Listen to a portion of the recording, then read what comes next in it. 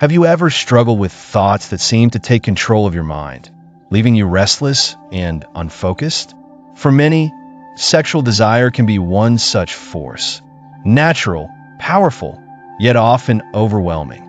In today's episode of The Enlightened Mind, we share a thought-provoking dialogue between a young seeker and his Zen Master, where the Master doesn't suppress the topic of lust, but instead illuminates it through timeless spiritual wisdom. More than just a story, this journey dives deep into the teachings of mindfulness, purpose, and energy transformation. Whether you've ever felt distracted by desire or curious about how ancient wisdom views sexuality and spiritual growth, this message will resonate with your heart and awaken your mind. A young boy once approached his Zen master and asked with great sincerity, "Master, why do I constantly have sexual thoughts? They distract me, drain my energy, and pull me away from my path." The Zen master gently smiled and responded, "My child, first understand this. Whatever naturally exists within us is not inherently wrong. Lust is born from a physical need, and nature placed it within every living being for a purpose: preservation and continuation of life."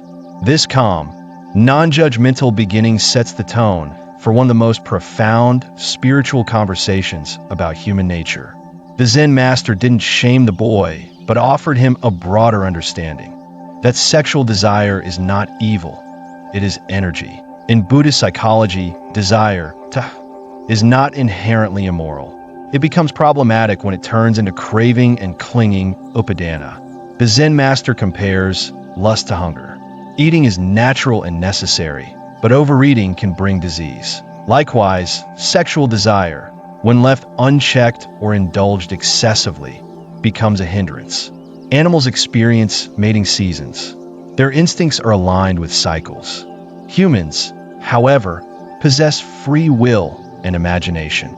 This grants us more power, but also more responsibility. Left unguarded, the human mind can turn natural desire into addiction, fantasy, and distraction. The master then shares an insight. Most people are consumed by desire not because they are weak, but because they lack purpose. When the boy admits that lustful thoughts only come when he's idle, the master smiles. "See, when you are focused, your mind has no room for these thoughts." This teaching echoes the Buddhist principle of right effort. When our energy is channeled into meaningful action, distractions lose their grip. A goal, a sense of duty, or even a personal vow, adhina, creates a structure that steadies the mind. Lust thrives in an empty mind, but fill your life with service, creativity, learning, and practice, and those thoughts no longer dominate. The master also warns of a common mistake: suppression. If I tell you not to think about a monkey, he says, what's the first image in your mind? This is rooted in modern psychology too. Repression often backfires. Buddhism teaches non-attachment, not forceful denial. Thoughts arise, but they need not command your attention. Trying to destroy desire through guilt or fear leads to inner conflict. The Buddha advocated awareness without judgment. See the thought, smile at it, let it pass like a cloud. Even if you don't think lustfully, the master says, being around people who do can affect your mind. This reflects the Buddhist emphasis on spiritual friendship, Kalyamatada, who we associate with influences our speech, our thoughts, our habits. Surround yourself with people who live with purity, clarity, and discipline, and your energy will begin to reflect theirs. Perhaps the most powerful teaching comes when the boy asks, "Can lust ever be overcome?" The master replies, "Sexual energy can't be removed, but it can be transformed." This process is called sublimation. Just as crude oil becomes electricity, lust can become light. Through meditation, prayer, service, art, and devotion, sexual energy can be converted into ojas, a subtle spiritual vitality stored in the brain and spine. Ojas, according to yogic and Ayurvedic philosophy, grants a person radiant presence, charisma, deep intelligence, and spiritual magnetism. Those who have cultivated ojas have eyes that captivate and words that inspire. They are not repressed, they are refined. The master advises the boy to begin with solitude. Spend time alone. Get to know yourself. In silence, we meet our patterns and can slowly rewire them. Meditation allows us to observe our thoughts without judgment. With consistency, thoughts of lust lose their urgency. They may arise, but they no longer stick.